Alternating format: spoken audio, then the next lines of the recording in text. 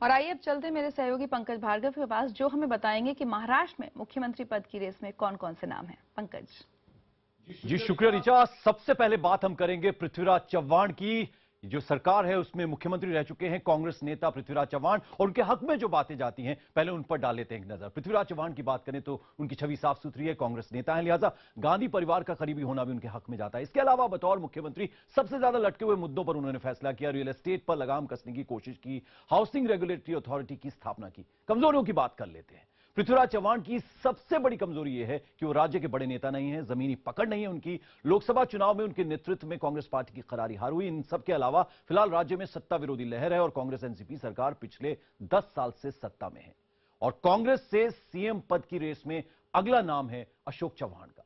पूर्व सीएम अशोक चव्हाण की ही देखरेख में कांग्रेस पार्टी लड़ रही है चुनाव। मोदी लहर के बावजूद लोकसभा चुनाव में बड़े अंतर से जीते थे अशोक चव्हाण। मराठवाड़ा से हैं, जमीनी पकड़ है, गांधी परिवार के करीबी है, लेकिन कमजोरी की यदि बात करें तो आदर्श घोटाले से इनका नाम जुड़ा हुआ है। नाम आने से इनको सीएम की कुर्सी भी छोड़नी पड़ी थी, और अगर पार्टी जीती तो भी खराब छवि बन सकती है उनके लिए रोड़ा। अब एनसीपी की बात करें तो अजीत पवार का नाम है। शरद पवार के भतीजे और विधायकों की पसंद है, नेता के गुण हैं इनमें, फैसले लेने की क्षमता है, लंबे वक्त से सीएम पद के लिए पार्टी की पसंद है। अब कमजोरी की यदि बात करें तो सिंचाई घोटाले का आरोप इन पर है। हालांकि इन्हें मिली क्लीन चिट बदजुबान होने की बन गई है छवि, लेकिन इनकी बेबाकी से कई नेता जो हैं वो खफा हैं। और सबसे बड़ी बात यह है कि राज्य में सत्ता विरोधी लहर है। वहीं अगर शिवसेना की हम बात करें तो यहां इकलौता नाम है उद्धव ठाकरे का।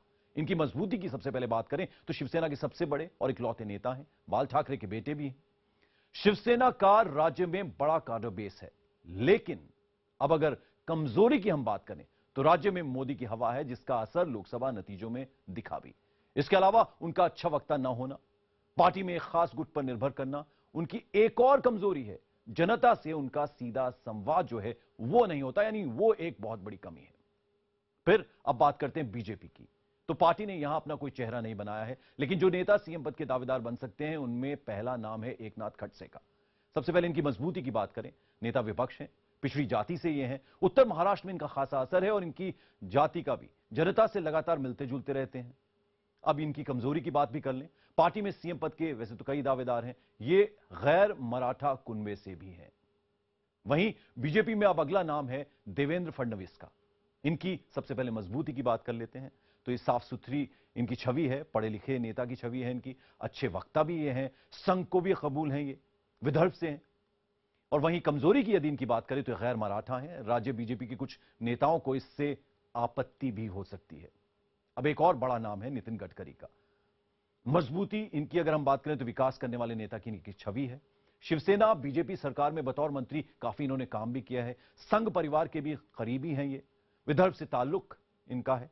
वहीं अगर हम इनकी कमजोरी की बात करें तो ज्यादा बोलना इनकी एक बड़ी कमजोरी है, पूर्ति घोटाला जैसे विवादों का साया भी इन पर है, गैर मराठा होना, और साथ ही साथ राज्य के कई नेताओं को यह पसंद नहीं है।